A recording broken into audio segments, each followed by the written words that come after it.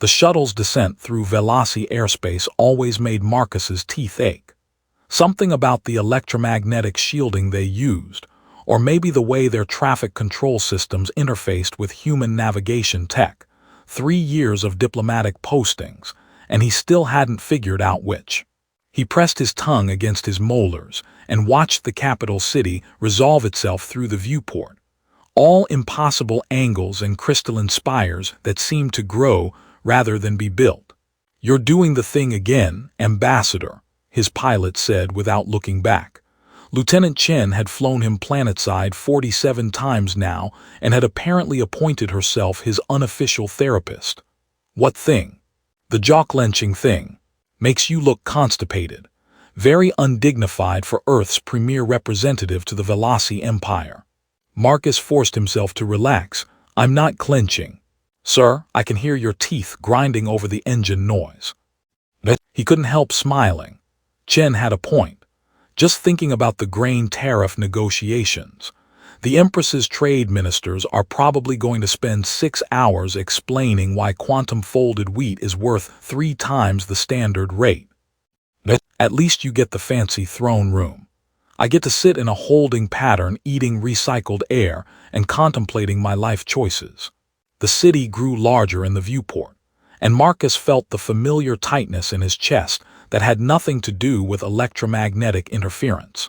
Somewhere down there in those crystalline towers, Princess Kaevi was probably doing whatever warrior princesses did on a Tuesday morning. Training, maybe. Planning defensive strategies. Definitely not thinking about the human diplomat who had perfected the art of being in different rooms than her for 3 solid years. "New approach vector," Chen announced. "Traffic control is routing us through the ceremonial corridor. That's weird." "Weird how?" "Weird as in they only use that for formal state occasions. You negotiating something more exciting than wheat today, sir." Marcus frowned and pulled up the diplomatic briefing on his tablet. Standard trade meeting, routine check-in with the cultural exchange program, possibly a discussion about mining rights in the asteroid belt between their systems. Nothing that warranted ceremonial corridors. My schedule says routine. Well, their traffic control says fancy. Maybe they're just fond of you. The shuttle banked, and now Marcus could see the palace complex, a sprawling impossibility of crystal and light that made human architecture look like children's blocks. Velasi buildings didn't just reflect light. They transformed it, bent it, made it sing. He'd once watched a sunset turn the entire palace into what looked like frozen music. They touched down on a landing platform that definitely wasn't the usual diplomatic pad. This one was reserved for visiting dignitaries of the highest rank, which Marcus decidedly was not. He was useful, competent, maybe even respected, but he was a career diplomat, not a senator or admiral. "Want me to wait or come back?" Chen asked as he gathered his things. "Better come back. If this goes south, I might need a quick extraction." "Sir, if this goes south, I'm not sure my shuttle's going to cut it. These people can manipulate gravity. They'll just hold us in place while they politely explain our cultural shortcomings." Marcus stepped out onto the platform and immediately felt it. That slight wrongness in his inner ear that meant the Velasi had the local gravity tuned to something other than standard. They did it so casually, adjusting gravity the way humans adjusted thermostats. 3 years and it still made him slightly nauseous. A Velasi court attendant waited at the platform's edge, tall and elegant in robes that seemed to shift color with her breathing. Her ears rose in graceful points from her dark hair, and her eyes held that disconcerting depth that always made Marcus feel like he was looking into something vast. "Ambassador Thane," she said, her voice carrying harmonics that human vocal cords couldn't produce. "The Empress requests your immediate presence in the throne room." There it was. The tightness in his chest became a knot. "I wasn't aware I had a throne room appointment today. The matter arose unexpectedly. Please follow me." He wanted to ask what matter, what kind of unexpected warranted ceremonial landing platforms and throne room summons. But the attendant was already gliding away with that peculiar Velasi grace that made walking look like a form of flight. Marcus followed, his human footfalls sounding clumsy and heavy in comparison. The palace interior was worse than the city. Better, maybe, depending on your perspective. The walls didn't just stand, they breathed. The floors reflected not just his image, but somehow his potential movements, like the building was calculating probability. He'd read 17 academic papers trying to understand Velasi architecture, and still couldn't explain it in terms that made sense. They passed through 3 security checkpoints, each one scanning him with technology that made his fillings hum and his old knee injury from the war ache. At the 3rd checkpoint, a guard whose ceremonial armor seemed to be made of solidified light gave him a look that Marcus had learned to interpret as Velasi amusement. "The Empress is in a mood today, human," the guard said. "Good mood or bad mood?" "Interesting mood." That was less than helpful, but Velasi guards weren't known for their detailed explanations.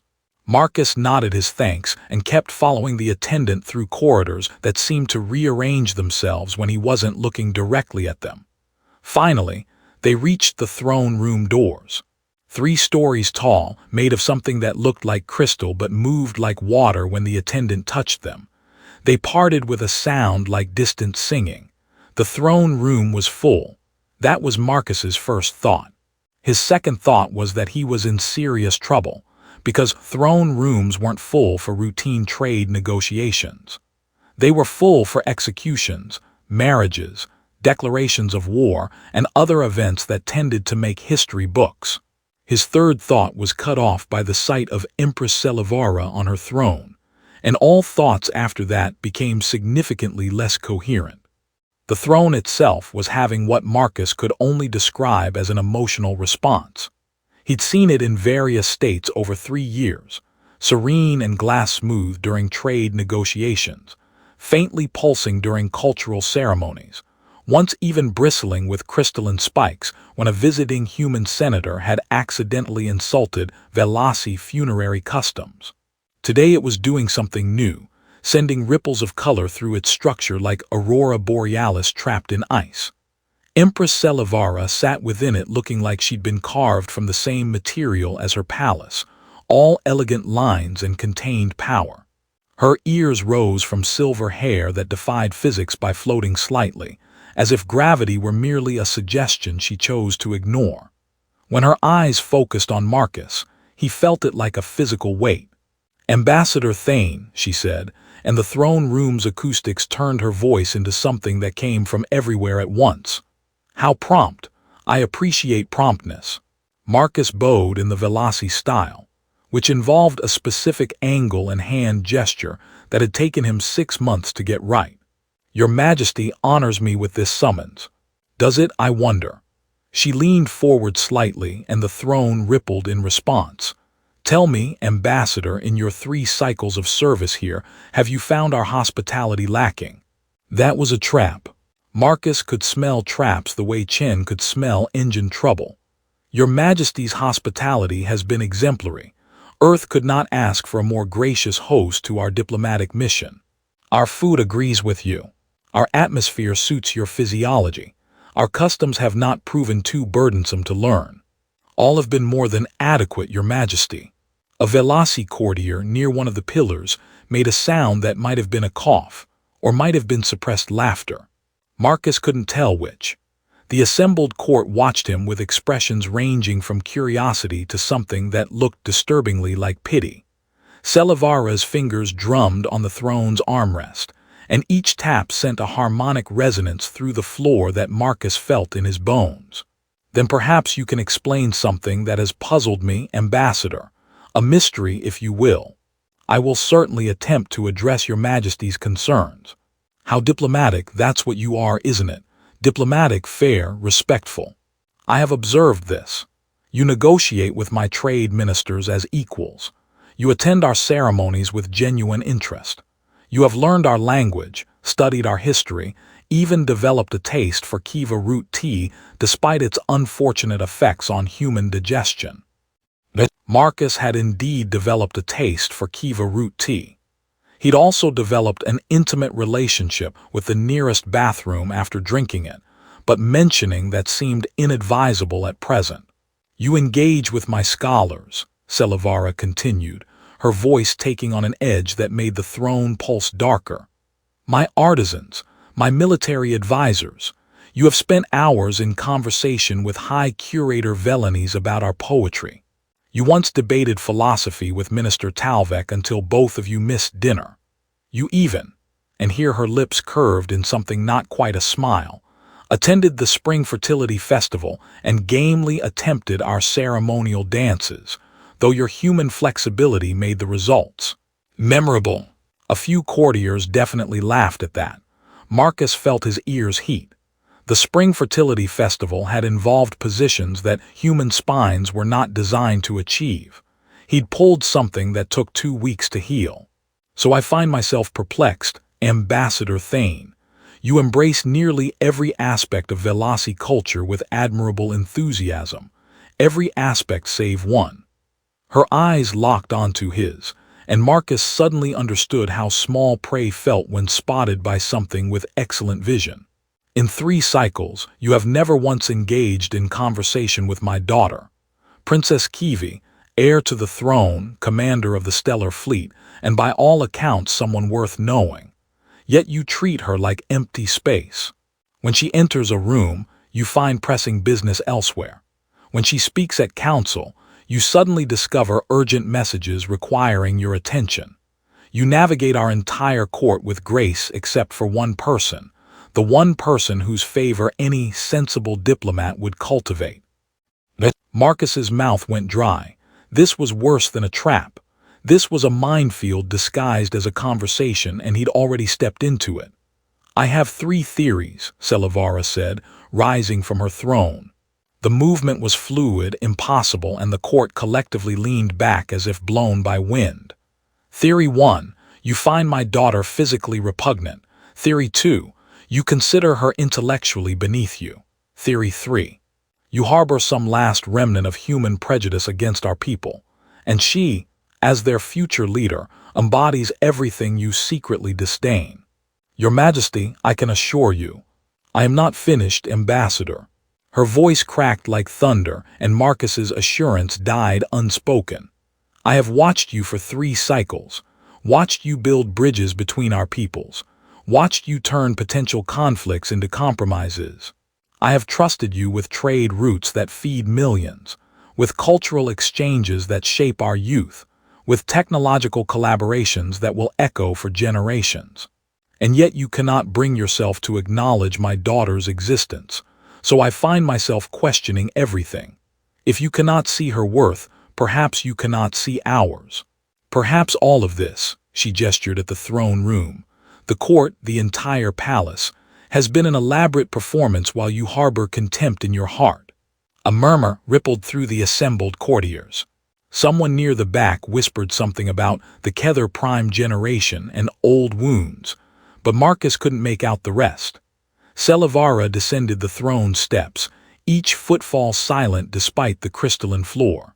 She stopped 3 meters from Marcus, close enough that he could see the faint luminescence of her skin, the way her eyes held depths that seemed to go on forever. "I am Empress of the Velasi," she said quietly, and somehow the quiet was more terrifying than her earlier thunder. "I have led my people through war and peace. I have buried friends and enemies alike.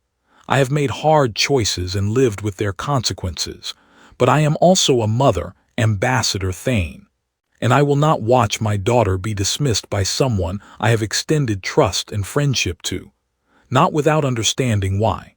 The throne room fell into absolute silence. Even the harmonic hum of the crystalline pillars seemed to pause. "So I ask you now, before this assembled court, in a moment that will shape the future of our alliance, why is my daughter beneath your notice?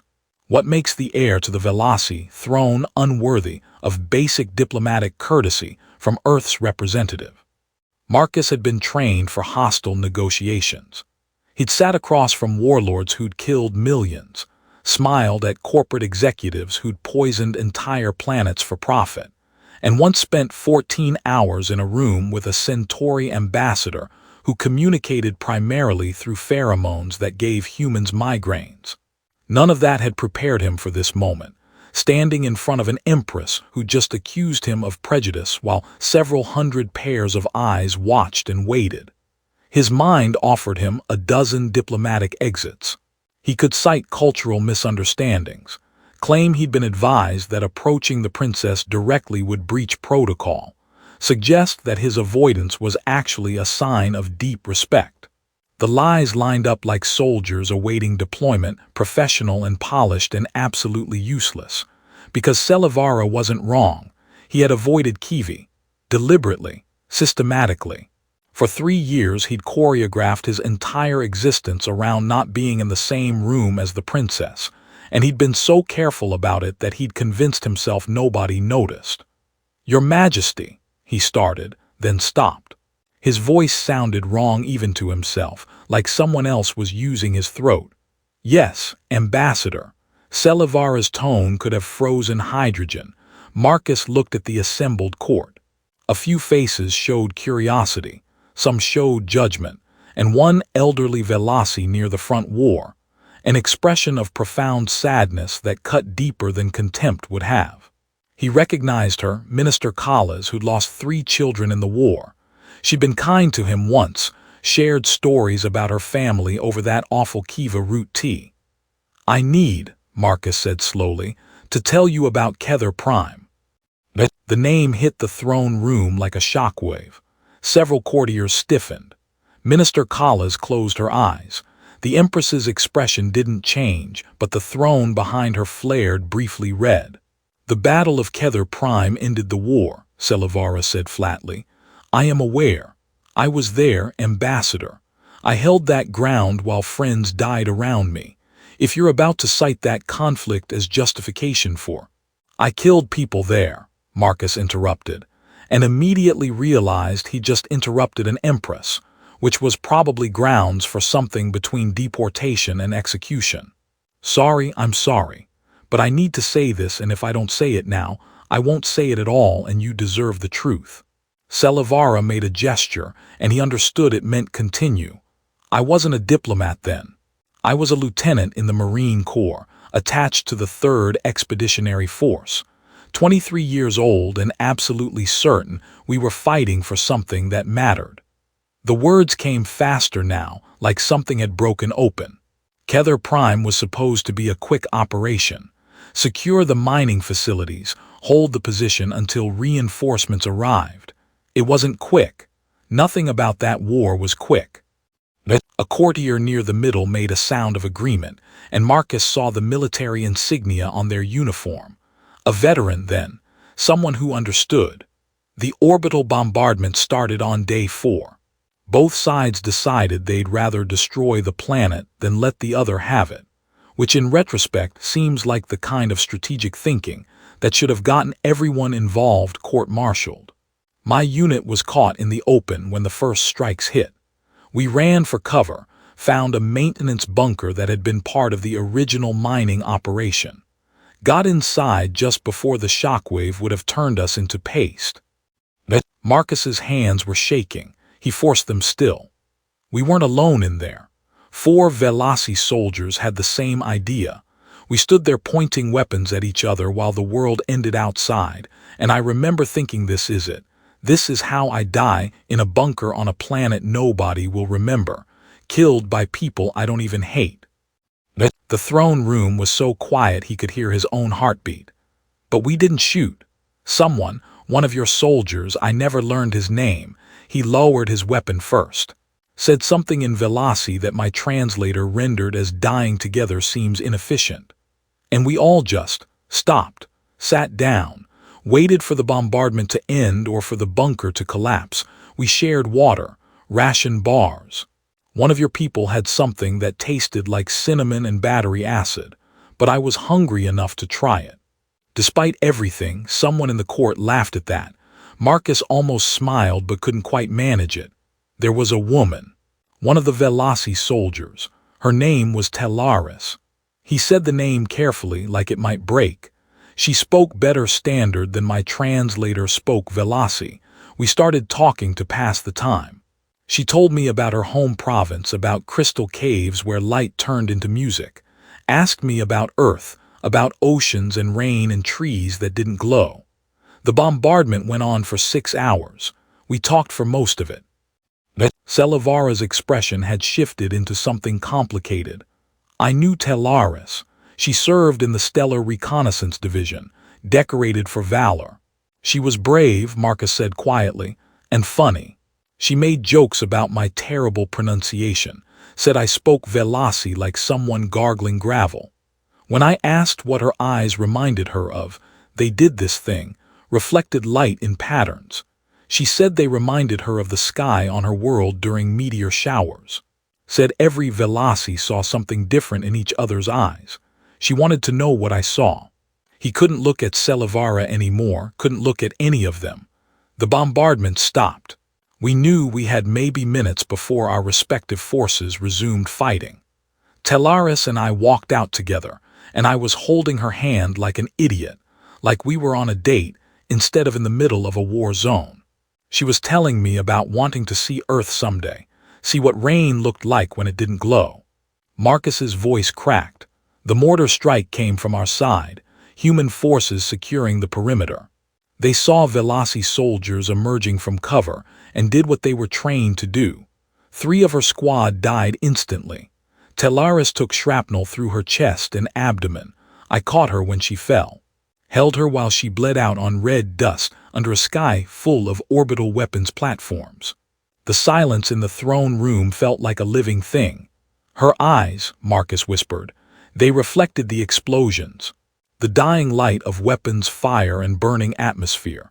She looked at me and said she was sorry she wouldn't see Earth's rain, and then she was gone. I stayed there holding her until my squad found me. They had to pry my hands away. He finally looked up at Selivara, meeting her eyes directly for the first time since he'd started speaking. I swore over her body that I would never again bring death to a Velasi woman, that I would dedicate whatever life I had left to making sure what happened on Kether Prime never happened again. And I have tried, Your Majesty. For 3 years I have tried to build something better than what we had. But your daughter... His voice failed completely. He swallowed and forced himself to continue. Princess Kaevi has her eyes, not identical but close enough. And every time I see her, I see Telaris dying. Every time I hear her voice in council, I hear someone asking about rain she'll never witness. So I stay away. Not because she's beneath my notice, but because I'm terrified that knowing her, caring about her, will somehow curse her the way I cursed Telaris. Because I carry death, Your Majesty, and your daughter deserves to live. The silence that followed Marcus's confession felt like standing in vacuum. He could see courtiers struggling with what they'd just heard, faces cycling through emotions faster than he could track. The veteran in the middle had their hand pressed to their chest. Minister Kalas was openly weeping, tears catching the light as they fell. Selivara stood motionless for what felt like an hour but was probably only seconds. The throne behind her had gone completely still, its earlier agitation frozen into something that looked like crystallized grief. When she finally spoke, her voice had lost all its imperial edge. Telaris of the Crystal Caves province, she said softly, 3rd daughter of House Melivek. She sent me a letter once from Kether Prime. Told me she'd met a human who pronounced Velasi like he was chewing rocks. The Empress's lips trembled into something that might have been a smile or might have been its opposite. She said it was charming, that he tried so hard to get it right. Marcus felt something break loose in his chest. She never mentioned sending letters to the Empress. She wouldn't have. Telaris was terrible at following protocol. Wrote to me because she wanted to, not because rank demanded it. Selivara moved closer, and Marcus saw her properly for the first time, not as an empress but as someone who'd also lost people on that red planet. She was my cousin's daughter. I watched her grow up. She could make light dance by humming at the right frequency. Did she show you that? No, we didn't have enough time. No, you didn't. Selivara reached out and did something that Marcus had never seen her do in 3 years of diplomatic service. She touched him. Just her hand on his shoulder, but it carried the weight of shared loss. I thought you were avoiding Kaevi out of contempt. I should have considered grief. We Velasi understand grief. We have 17 different words for it, depending on what was lost and how. A sound came from somewhere near the pillars, barely audible. Footsteps on crystal that shouldn't have made noise but somehow did. The assembled court shifted, parting like water, and Marcus's stomach dropped because he knew who was walking toward them before he saw her. Princess Kaevi emerged from the shadows between two pillars where apparently she'd been standing the entire time, listening to everything. She moved like poetry written by someone who understood violence, all controlled power and dangerous grace. Her skin had that same faint luminescence all Velasi possessed, white as starlight against hair, so black it seemed to absorb surrounding light. In her eyes, Marcus looked away reflexively, the habit of 3 years too strong to break even now. "Ambassador Thane," Kaevi said, and her voice had harmonics that made his teeth ache again, but differently this time. "You've been avoiding me because you think you're cursed." He forced himself to look at her face at least, not her eyes. "Your Highness, I didn't realize you were present. I'm always present during court sessions. I just prefer the acoustics near the eastern pillars." She moved closer, and Marcus had to actively resist the urge to step back. "You've been dancing around me for 3 years because of superstition. That's almost insulting. I expected better reasoning from Earth's legendary diplomat." "It's not superstition," Marcus said, then immediately regretted engaging. "It's pattern recognition." Pattern recognition. Kaevi stopped a meter away, close enough that he could see the way light moved in her hair like it was liquid. "You held one Velasi woman while she died. Therefore you're somehow cosmically designated as a harbinger of death for all Velasi women. That's not pattern recognition, Ambassador. That's trauma wearing a logic costume." "Your Highness," Selivara said quietly, but Kaevi raised a hand. "Mother, please, I've waited 3 years for this conversation." She turned back to Marcus. "Do you know what I do, Ambassador? My actual job, not the ceremonial nonsense. You command the stellar fleet. You're responsible for the Empire's military defense." "Correct. Which means I spend my days calculating threat probabilities, running combat simulations, and preparing for scenarios where people die. It's literally my job to think about death." She crossed her arms. "Last month I authorized a training exercise that resulted in 3 injuries. 2 years ago I made a tactical decision that cost 17 lives when a patrol encountered unexpected resistance in the outer reach. I carry those deaths. I own them. But I don't stop making decisions because I'm afraid of the mathematical certainty that more people will die under my command." Marcus opened his mouth and found he had no response. "You want to know what I thought when I first saw you?" Kaevi continued, and there was something sharp in her voice now. 3 years ago, when you arrived on your little shuttle looking nervous and determined, I thought, here's someone who survived Kether Prime and chose to build instead of hide. Someone who turned grief into purpose. I respected that. I've been respecting that while you've been treating me like I'm made of glass. I don't think you're fragile. No, you think you're dangerous, which is worse because it's narcissistic and self-pitying at the same time." She smiled, but it had teeth.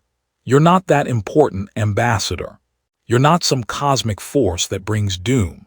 You're a man who experienced trauma and built a prison out of it. A very diplomatic, well-maintained prison, but a prison nonetheless." A courtier near the back made a choking sound that might have been suppressed laughter. Even Selivara looked slightly taken aback by her daughter's directness. Marcus felt anger spark for the first time since he'd started speaking. "You weren't there. You didn't hold someone you cared about while they bled out because your people couldn't stop shooting long enough to." "You're right, I wasn't there." Kaevi's voice went quiet, and somehow that was worse than the sharpness. "I was on the orbital platform coordinating fleet movements. I watched Kether Prime burn from space. Saw the bombardment patterns, the casualty reports coming in real time. Lost friends. Lost family. Telaris was my 3rd cousin, and when she died, I felt it through the family network we share. Every Velasi of House Melivek felt her absence like a chord going silent in music. Marcus stared at her. So don't tell me I don't understand loss, Ambassador. I understand it differently than you, but I understand it. She took another step closer. What I don't understand is how you can be brave enough to come here every day, negotiate peace, build relationships, drink Kiva root tea despite your digestive incompatibility, learn our dances even though your spine clearly wasn't designed for them, but you're too afraid to have a simple conversation with me. It's not simple. It is, though. It's the simplest thing in the world. You talk. I talk. We exist in the same space without you running away like I'm going to spontaneously combust from your proximity. Her eyes, those impossible eyes that Marcus had avoided for 3 years, caught his and held them. Tellaris told you about wanting to see Earth's reign, didn't she? The question caught him off guard. Yes, how did you know? Because she told everyone about that. It was her favorite dream. She collected data about Earth's weather patterns, studied your atmospheric composition. Kaevi's expression softened fractionally. After she died, I accessed her personal files. Found recordings she'd made, notes about conversations. She mentioned you, called you the rock-chewing human with kind eyes. Despite everything, Marcus almost laughed. It came out as something between a sob and a cough.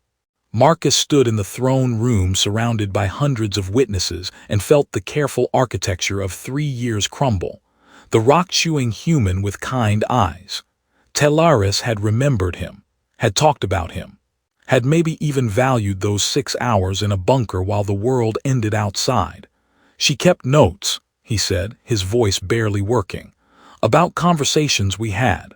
Extensive notes. She was terrible at filing reports but meticulous about personal observations. Kaevi pulled something from her belt, a data crystal about the size of a thumbnail that glowed faintly blue. I brought them today. Had a feeling I might need them, given Mother's mood this morning. Selivara made a sound that might have been offense or amusement. I was not in a mood. I was being decisive. You were being terrifying, which is different. Kaevi held out the crystal. Tellaris wrote that she hoped the war would end so she could find you again. Said anyone who tried that hard to pronounce Velasi correctly deserved a proper conversation without explosions. She wanted to show you the crystal caves, teach you to hear how light makes music. She had plans, Ambassador Thane, and none of those plans involved you spending the rest of your life afraid. Marcus took the crystal with shaking hands. It was warm, like it held something living. I don't know what to say. Start with thank you and work from there. We Velasi appreciate gratitude. Kaevi smiled, and it transformed her face from dangerous to something else entirely. Then maybe try actually having a conversation with me. Novel concept, I know. A laugh rippled through the court, breaking some of the tension. Marcus realized several courtiers were crying, but they were also smiling. Velasi emotional responses were complicated. He'd learned that in his first month. They could hold grief and joy in the same moment without seeing contradiction. Thank you, he managed. Your Highness, for keeping these, for bringing them. Kaevi, if we're going to finally talk after 3 years of elaborate avoidance choreography, you should probably use my name. She glanced at her mother. With your permission, Empress. Selivara waved a hand. You're heir to the throne and commander of the fleet. I suspect you'll do what you want regardless of my permission, though I appreciate the courtesy of asking. See, this is why you're an excellent ruler. You know when to delegate. Kaevi turned back to Marcus. Walk with me, Ambassador. I want to show you something. Now in the middle of court. Court's over. Mother got what she wanted. Dramatic revelation, emotional confrontation, resolution of mysterious diplomatic tension. If we stay longer, she'll just start asking about trade agreements, and the moment will be ruined. I was not planning to discuss trade agreements, Selivara protested, but she was already moving back toward her throne. Though since you mention it, the grain tariffs do need attention. Mother, I'm leaving. I'm delegating. Go show the ambassador whatever you're planning to show him. The Empress settled onto her throne, which immediately began that aurora-like shimmer again, apparently pleased to have her back. Court is dismissed. We'll reconvene tomorrow for actual business. And Ambassador Thane. Marcus turned back, still holding the data crystal like it might evaporate. Stellaris would have approved of you. For what that's worth from someone who wasn't there in that bunker. Selivara's expression softened. She always did have excellent judgment about people. The court began dispersing, courtiers moving toward exits in small groups, their voices creating overlapping harmonics. Marcus heard his name mentioned several times, saw Minister Callas give him a nod that conveyed approval and sympathy in equal measure. Kaevi was already walking toward a side entrance that Marcus had never used. He followed, still not entirely sure what was happening, but certain that running away wasn't an option anymore. The prison she'd accused him of building was definitely crumbling, and he couldn't decide if that was terrifying or liberating. They walked through corridors he'd never seen, places where the palace's impossible architecture became even more pronounced. The walls sang quietly, responding to Kaevi's presence. She moved through her home with unconscious grace, occasionally touching a wall or pillar and leaving faint luminescent handprints that faded after a few seconds. "Where are we going?" Marcus asked. "Observation deck, East Tower. It has the best view of the city and also excellent acoustics for difficult conversations." She glanced back at him. "You're not going to run, are you? Because I'm faster than humans and I will catch you, which would be embarrassing for both of us." "I'm not running." "Good, character growth. I appreciate character growth." She pushed through a doorway that Marcus could have sworn wasn't there a moment ago, and suddenly they were in a circular room with walls that were more window than structure. The city spread out below them, crystalline towers catching afternoon light and transforming it into symphonies of color. Kaevi moved to the window and pressed one hand against it. The glass, if it was glass, rippled outward from her touch.